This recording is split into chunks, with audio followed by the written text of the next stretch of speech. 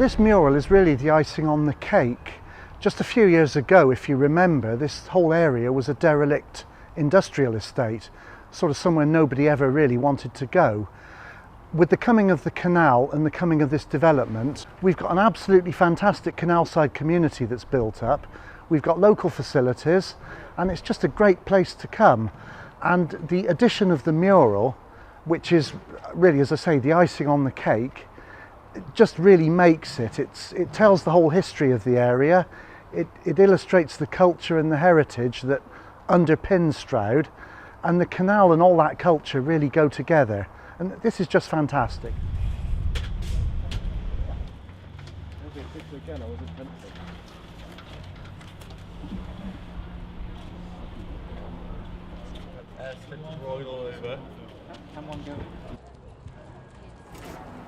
As mother to 5 daughters, one of my sanity savers is running along this canal path or cycling. But it's more than that. I become part of Stroud's historic fabric, and I believe that the restoration of Stroudwater canals really opens up a natural doorway to our wonderful heritage.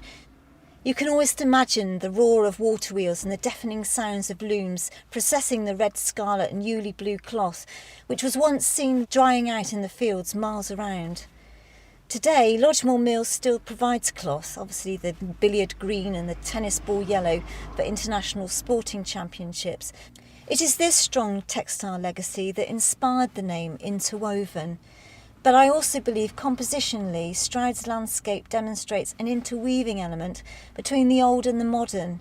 Whether it's Dubridge Crane, Hilly Orchard Bridge or the 21st century cafe culture which we have here. But Stroud has also helped shape me and so many other people around here. I grew up with the mills in this vicinity. As a young teenager, I used to walk to the water-powered Frome Hall mill where my dad worked. And later on, as a young Stroud News and Journal cub reporter, covering endless council meetings in Ebley Mill, where later I had a broadcast studio for BBC Radio Gloucestershire, which I ran for 7 years, probably the only non-council employee in the building.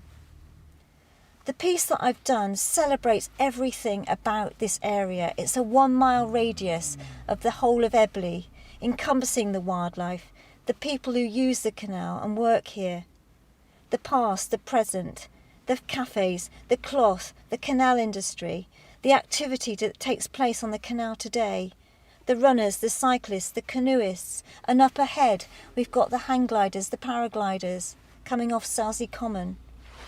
Today I join hundreds of others who enjoy the freedom of journeying along the canal path, occasionally spotting kingfishers, herons and drinking in its peaceful setting. Vision, investment, dedication and time has resulted in this impressive redevelopment of Ebley. It has brought health, wealth and well-being to the whole community, and I believe we're all the richer for it in non-monetary terms. Interwoven, I hope, celebrates the diversity of colour, vibrancy and heritage and life we're so privileged to enjoy. And I hope that when people see the picture, they take time to drink in everything that this area has to offer. Not only looking back at the past, but celebrating the here and now, and I hope many more people in the future will come to enjoy the canal and all that it represents. Recently I completed a 5-foot hare as part of the Cotswold Hare Trail, and I called it Scarlet Red Hare. It sits outside the museum in the park and pays tribute to all the history relating to the textiles, the scarlet red uniform that used to be worn by the guards, which is in the museum itself. On its head, the hare has clock mechanisms, and it also pays tribute to the time aspects that Stroud is well known for. Years ago, we had our own time, Stroud time, which was 9 minutes before Greenwich Mean Time, so that when the trains left London, we knew that it would be 9 minutes behind. The hare ties in very well with this interwoven piece because, again, it's a reflection of the textile heritage that we are known for. The piece itself, Interwoven, took about 200 hours, a lot longer than I anticipated, because it did involve me cycling and running along the canal path to get an idea of where the geography side of it came into, where Hilly Orchard Bridge was, where Dubridge Crane fell, where Selsey Church looked in relation to Ebley Mill. It's getting those ideas in my head before I could even actually start drawing. So then I took my sketchbook along with me and I cycled along quite a few times and stopped and drew the various landmarks that I wanted to incorporate in this piece. And then what I did was I went back and scanned every drawing I made and did it to scale. So I then created textures for this piece. I spent a whole afternoon making various textures, which again I scanned into the computer. This whole piece was done digitally, but it was done to scale. So it was layers and layers and layers of work.